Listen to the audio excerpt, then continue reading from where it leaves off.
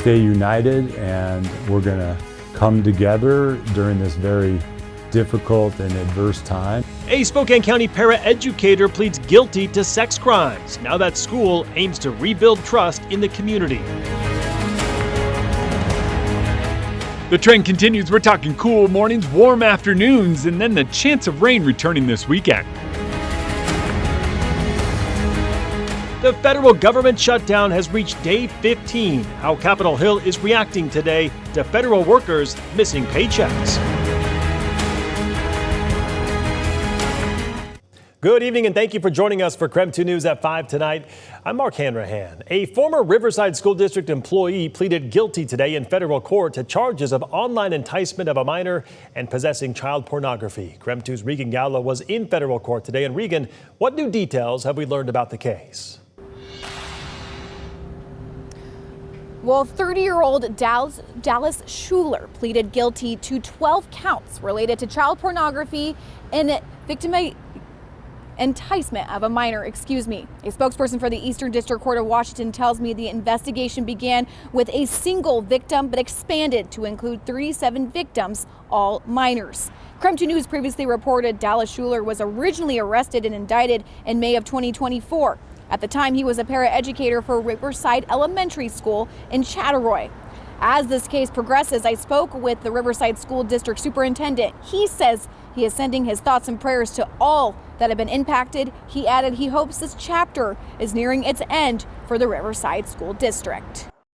Stay united, and we're going to come together during this very difficult and adverse time and support one another, mainly our kids. The number one word for Riverside is community. We are special, we're unique, we're different. When there's division, there's unity here. Based on both court documents and my conversation with Superintendent Russell, as of now, we don't know if any of these minors were part of the Riverside School District, but we do know many of Schuler's crimes were initiated online. Now, officials tell me Schuler pled guilty without a plea agreement, which means both the defense and prosecution are allowed to argue for any sentence within a range of 15 years up to life. The judge will then make a final decision. Now, Schuler's sentencing is set for January 21st at 9:30 a.m. I am told it is expected that victim impact statements will be made. I'm reporting in downtown Spokane. Regan Gallo, KREM 2 News. Regan, thank you very much. In other news tonight, Grant County Sheriff's deputies arrested a man after they say he pulled a gun on his landlord. The sheriff's office telling us the landlord was trying to evict the man when he threatened to shoot him. It happened at a workshop on Road L4 Southeast in unincorporated Moses Lake. He was later released without being charged, but the Grant County Jail says prosecutors could still charge him at a later date. Well, all eyes are on the Mariners today as the city of Seattle welcomes the team home for Game 3 of the ALCS. Here's a live look this afternoon from T-Mobile Park. The M's are now just 2 wins away from the World Series, which would be the first for the franchise. After 2 impressive wins in Toronto, the Mariners now have a 2-0 game lead on the Blue Jays in the best-of-7 series. In the best-case scenario, they would sweep the Blue Jays at home today and tomorrow. First pitch for Game 3 starts in just a few minutes. George Kirby will pitch for Seattle. We'll have the highlights from the game on the KREM 2 Night Report tonight. All right, let's transition now and talk weather on this Wednesday with Chief Meteorologist Jeremy Lagoud. Jeremy, despite the sun shining across the inland Northwest, still pretty chilly today. Yeah, it's one of those ones where 50s, it hits both ends of the spectrum. It's simultaneously quite warm and simultaneously quite cool because that shade just has a bite, and when you get a little bit of wind, it also has a little bit of a bite. Temperatures in the mid-50s today, pretty widespread, 60s in central Washington. Tonight, we're getting every bit as cold as we have been the past few. What I like about forecast models is that they're starting to finally pick up on the fact that we'll be in the mid-20s in parts of northeastern Washington. Places like Deer Park and Newport, where we've been cold every day, or even just outside of town where it's been in the low 20s, yeah, it's gonna happen again. Tomorrow looks very similar in terms of how it starts, but by tomorrow late in the day, we build cloud cover in across most of the inland Northwest. That cloud cover is what will keep us warmer overnight Thursday into Friday. Friday, we'll find some sunshine once again. And by the time we go from Friday to Saturday, we'll wind up eventually starting to see a shift. That shift doesn't take place until later in the day on Saturday. That increase in cloud cover late in the day Saturday eventually gives way to rain on Sunday. So if you want this dry, mild, we'll call it seasonally mild weather, enjoy the next few days. Temperatures in the mid-50s each one, morning lows getting warmer and warmer each day. Sounds good, Jeremy. We'll check back in with you later in the show.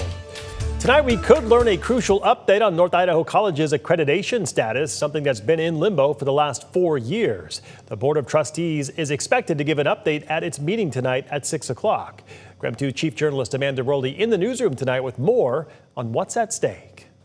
Earlier today, North Idaho College's Board of Trustees met face-to-face with the Northwest Commission and colleges and universities. This is the group that will decide whether the college keeps its accreditation. Now, an accreditation is the college's official seal of approval. Without it, NIC would lose access to federal financial aid and risk shutting down. The college's accreditation has been in jeopardy since 2021. That's when the NWCCU first warned the college about instability in board leadership and governance. By 2022, the commission formally sanctioned NIC. The year after that, it placed the college on show cause status. That's the last step before losing accreditation entirely. That move followed years of administrative turnover, lawsuits, and board conflict that created a climate of uncertainty for students and staff.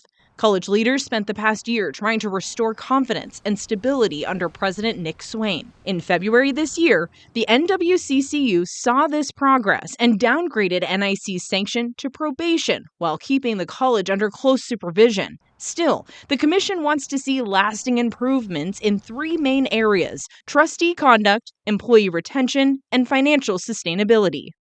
NIC has until April 1st next year to fully resolve all issues and prove to the commission stability is here to stay. In the newsroom, Amanda Rowley, KREM 2 News. A Spokane school co-founder receives an award today for stepping up for their community. The Courage Project awarded Lorraine Wiley, co-founder and former executive director of the nonprofit Salish Schools of Spokane, and 19 other individuals and organizations across the country. The award highlights those who reflect the best of the American spirit by helping their neighbors and building bridges across communities. In Spokane, the number one question we always get is, Salish, what's that? Right? And so we've been trying to do a lot of education and community outreach just to let people know that we're doing this immersion schooling model and that Salish is the first language of the people from this area. The Courage Project's award range from $10,000 to $50,000. This will help them build a second Salish school. Groundbreaking is scheduled for February of this year with the hopes of open for spring of 2028. And here's what we're working on with tonight on KREM 2 Plus. We have 3 new segments, including a new killer cases story out of a deadly Dallas shooting. You can watch all of those and much more. Just download our free KREM 2 Plus app and stream on your TV.